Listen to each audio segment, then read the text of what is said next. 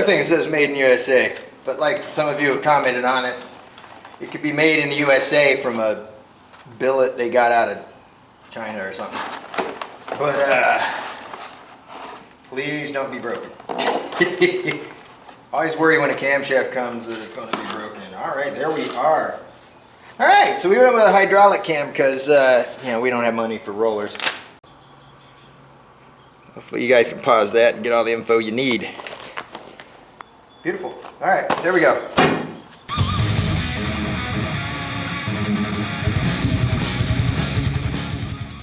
All right, so we got some more parts coming in. I showed you the cam a minute ago, but we got some more parts there. There's an issue with one of them. I'll go over that probably in the next video. Because in this one I want to address something a few people have asked me about now. And that is, why am I building a frame for this truck? Wouldn't it have been a lot easier to just do a back half on this factory frame? And yes, the answer, short answer is, it would have been a lot easier and cost a lot less money. But let's go take a look at the original frame and I'll explain where my thinking's coming from. Alright, so the back half of the frame, which is about half on the long bed truck actually, because it's from here back. So as you can see, it is about the halfway point. So a back half kit, you would cut the frame off right there. You would get a kit that comes with pre-made frame rails that come up and over the axle and drop back down, and it would have mounts for ladder bars or a 4-link or whatever you ordered on it. And then you would just put in a cross member here to make the back half kit however wide you needed it to be to clear the big tires, and then you weld it to the cross member and you're done. But that aside, the real problems with this frame are occurring in the middle and in the front. Alright, let's start with the middle. The problem with the middle is I only have 2 3/4 inches or so of space between the bottom of the rocker panel and the floor of the cab. So that is a 5-inch tall frame. We had over 3 inches, almost 3.5 inches of this frame hanging out underneath the truck. So in order to have a 4-inch ride height, I would only have a 1/2 inch of ground clearance with that frame underneath it. As we know, if you want to get over speed bumps and in driveways, 4 is kind of a minimum. So I really need that 4 inches of ground clearance to be able to drive this on the street. But no matter what I was looking at, I was either looking at raising the floor of the cab up about 3 inches to use this frame. I'd have had to raise it up about 4 inches, which really jams my feet up under the dashboard if I did that. A lot of lowrider guys do that. So I didn't want to raise the bed floor that far, or the cab floor, which means I would have had to make a custom section here in the middle out of maybe some 3x3 box tubing or something like that in order to keep the strength, but reduce that profile by about 2 inches. I still had to raise the cab up, the floor of the cab a couple inches to clear it and get the ground clearance I needed at a 4-inch ride height.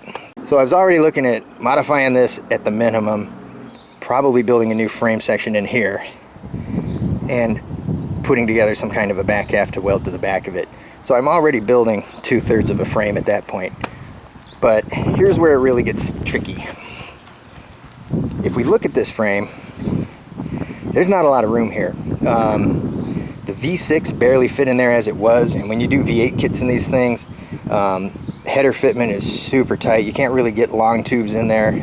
A lot of guys that run these frames and put a small block in them end up running fender well headers if they're racing because they don't need the exhaust. So they just dump the fender well header out over that way, or you know, they're having to do some heavy modifications to the frame to get the headers to fit down in there. And when I went to put the big block Chrysler in here, the oil pump was crashing into this steering box. So I would have had to maybe convert it over to a rack and pinion or something in order to alleviate that issue, or modify the engine to an external oil pump or a dry sump system they call it, which gets really pricey. The other problem is, in order for this suspension geometry on this truck to work properly, I would have had to do some serious modifications to the front frame. So the deal is, your lower control arm is supposed to sit, from the factory it sits just a little off of level, right? The ball joint, which is this part out here, it sits just a little lower than where it bolts to the frame there.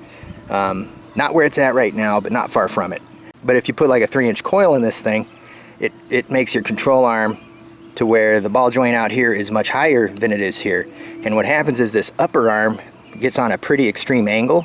So when your suspension's actuating and your upper control arm, because you've lowered the vehicle, is sitting up at an extreme angle like it was on my truck before I took it apart, the problem you end up with is that is rotating around this pivot point.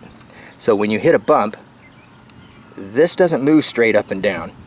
This ball joint rotates around that arm. So if it's already on an angle like that and you hit a bump, it goes like that. It actually moves in as much as it moves up. And so your camber changes dramatically every time you hit a bump or go into a corner. It's just not ideal. I could Z the frame, bring the whole thing up, and that would retain the factory geometry and get the truck low, but it also raises all of this stuff too. The engine would have to sit much higher, and that affects our center of gravity. I don't want the engine sitting up really high, especially a big block that weighs a bunch of pounds. You don't want that sitting way up high. Every time you go into a corner, it's going to want to roll like crazy. And if you look at this frame, it's very heavy. It's way more robust than it needs to be for a performance application. And all this stuff is getting in the way of getting a motor low and where we need it in order to perform properly. And like I said, the suspension geometry, it will either be jacked up or this stuff will be even higher and more in the way than it is now. So there were so many modifications needed to get this front subframe working. It just didn't, and I'm already building 2/3 of a frame behind it. It just didn't make any sense to work with this. So what we're doing is we're building the whole frame, and I'm going to use way lighter components on the front nose of this thing. The problem with pickup trucks is they don't have much weight in the back. So you need to do a couple things to compensate for that if you want to get any kind of traction. If all I cared about was doing burnouts, it would be fine. I could just throw the motor in, not modify the firewall, call it a day, and move on with my life. But I do want this thing to get traction. I want it to accelerate well, and if we're going to pour 4 or 5 times the amount of horsepower this thing originally came with into it, it was already frying the tires with a V6. So even with these giant tires, traction is still going to be an issue. We need to get as much of the weight of the engine behind this front axle center line as we can. Everywhere your wheels touching the ground, think of that as a pivot point where the car can rotate around. All right, so your front axle center line, you want to get weight behind that, because weight in front of it is going to rotate the weight around that point. So if I put all my weight, like if I put the engine out here in front of the truck, the back of the truck would lift off the ground because it would pivot around this point. So think of it that way. So we need to shove that engine as far back as we can get it and still be able to get in here and fit. I'd love to have the engine back here, but I can't afford the $6,000 Mondeo transmission I would require to do so. That was my original plan, putting the small block Chevy in the back of this thing. But what we need to do is move that engine back as far as we can get it comfortably. We're already eliminating the air conditioning, we're eliminating the heating system, so that's all the hoses full of water, the heater core, the blower motor, you know, all that stuff is taken out. So we probably dropped 100 pounds just there, not just in components, but in the water that sits in the radiator core, or the heater core I mean, and the hoses. Water weighs like 7 or 8 pounds per gallon. So, you know, even if we only had a gallon or two in the system, that's still 16 extra pounds. So for those of you who want to know why I'm not just putting a back half on this thing and calling it a day, that's why. And I didn't want to build just another S10. We're not painting it for that reason. We're putting a big block Mopar in it for that reason. We're trying to build something unique. Besides that though, I have my own personal reasons. I've always wanted to try and build a frame just to see if I can do it. I think it would look a lot better, and looks are very important to me. I know some people only care about how fast it is or how much fun it is to drive, but looks is important to me too. I want it to look good also. And that stock frame just doesn't look good. It needs tons of work of smoothing and welding and grinding and cutting and filling. It would need a ton of work to make it actually look nice. And again, you know, if I'm going to do that much work, I might as well build my own. Eliminating most of that front suspension stuff is going to help a lot. Got to get the weight off the nose of this thing. So I haven't gone over what we're doing with the front suspension yet because that's coming up real soon. But we're going to put a lot lighter suspension components in this thing, and the frame itself should be much lighter. It's just honestly, with the amount of work it would take to use this frame, it's just easier to build in my own frame. I say that before I build it. We'll see once I start building it how easy it actually is. My guess is it's going to be a nightmare for me. So I guess I beat that to death now. So hopefully that answers your questions as to why I'm doing it that way instead of doing a back half kit. And what else we got going on? Oh, we've been doing a lot of live streams on some of the other No Name Nationals channels. So for those of you who aren't hip to what's going on with the No Name Nationals and all that, I'll put out a video when I finalize a date, but I'm supposed to be on a live stream with one of the No Name Nationals promoters.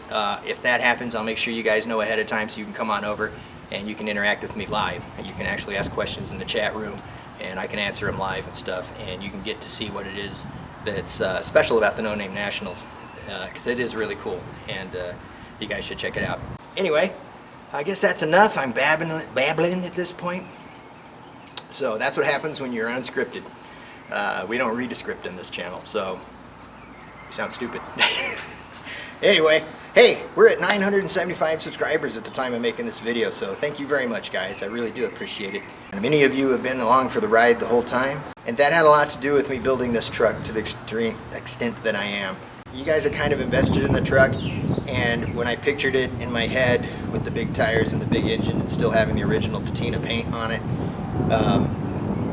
that kind of got me excited. I think it's going to look really good. I think this truck is actually going to turn out really cool. No pressure, right? So, anyway, hey man, I really appreciate it is what I'm trying to say. So I'll let you know when I'm going to be going live, so you guys can come on over and ask me questions and talk to me live on the spot. And I guess that's it for now. I will let you know probably before next week. I think the live's going to probably happen next Wednesday, so I'll let you know. But thanks so much for watching. I really appreciate it. If you haven't subscribed, please do. It doesn't cost you a dime, and it really helps me out. And we'll see you guys next time. Take care of yourselves.